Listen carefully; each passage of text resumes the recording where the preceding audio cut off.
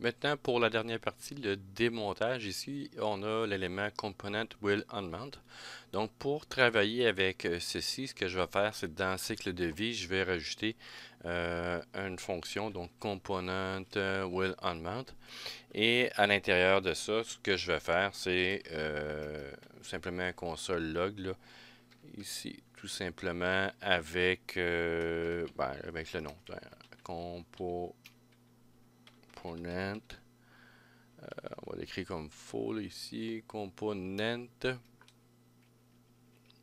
will unmount. Donc, c'est juste avant de démonter. On peut lui demander de faire certaines notions comme nettoyer ou de préparer d'autres éléments. En tout cas, il y a plusieurs choses qu'on peut faire avant de faire la suppression d'un composant. Donc, en faisant ceci, il va falloir que je trouve un moyen pour faire la destruction du composant cycle de vie. Et ce que je vais faire pour m'y prendre, ben, je vais aller le détruire ici. Mais il faut que je le détruise de manière par programmation. Donc, si je ne le mets pas tout de suite, ben, il ne se détruira pas donc, parce qu'il ne va pas se créer. Donc, il faut que je le fasse créer et par la suite le détruire pour le faire démonter, donc faire le démontage. Donc, la première chose que je peux faire ici, ben, je vais pouvoir travailler avec les states, changer l'état. Euh, donc, je vais faire simplement un petit bouton. Donc, tout simplement, on verra plus tard la notion des boutons ici. Bouton pour, mettons, changement.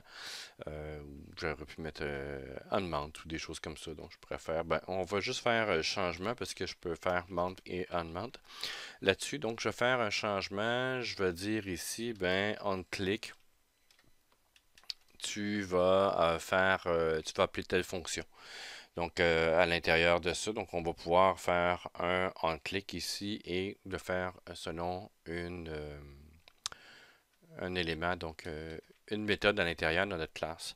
Et ce que je vais faire ici, ça va être changement, par exemple, changement état ici et dans lequel ce que je vais mettre, ben, je vais mettre simplement une fonction de ce type-là pour l'instant. Donc le changement pour l'état aussi, je vais mettre là-dedans ici, bon, changement état. Donc ça va être ici this, parce que c'est la classe, point, changement état, et sans mettre les parenthèses, sinon ça appelle tout de suite la fonction qui est là. Donc, on va pouvoir mettre ça ici. Si je sauvegarde, ça fonctionne. Et ce que je vais avoir besoin aussi de faire, c'est à l'état. Moi, j'aime bien le mettre dans le constructeur ici. Donc, rcons. Constructeur est là. Et dans l'état ici, ce que je vais faire, c'est affichage, par exemple, du cycle de vie. Donc, le composant cycle vie. Donc, c'est tout simplement ça. Et je vais lui mettre par défaut, on va le mettre à true, c'est-à-dire qu'il l'affiche. Donc, une fois que ça va être fait ici avec ça, donc le bouton clic, changement d'état ici. Donc, c'est ici que je devrais mettre ma logique pour faire changer ou non le, euh, le cycle de vie. Donc, dans l'état ici, ben, on va dire ici if this.state. Donc, on va aller voir déjà l'information. If this.state.affichage cycle de vie.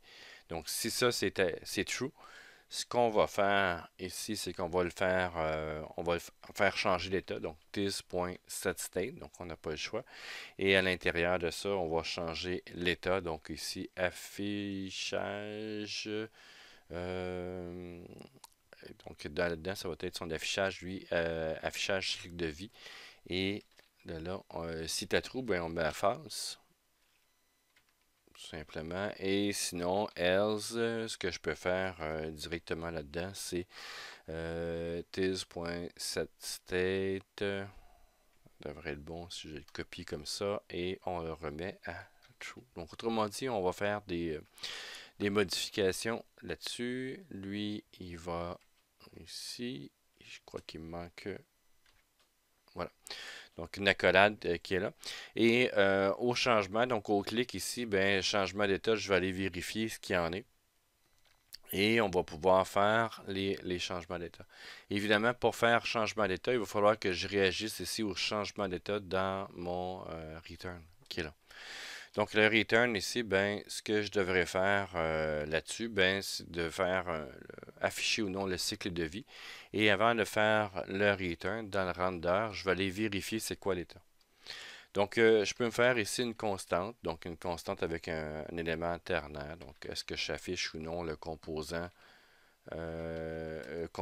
ici cycle vie. Donc, je mets des variables à peu près, là, c'est vraiment rapide. On peut trouver des meilleurs noms aussi pour ça. Et je vais faire ici this.state, on va les voir. Donc, if this.state.affichage cycle de vie. Donc, si ça c'est vrai, ce qu'on va faire là-dedans, c'est on va faire afficher le cycle de vie. Donc, c'est ce qu'on va vouloir mettre.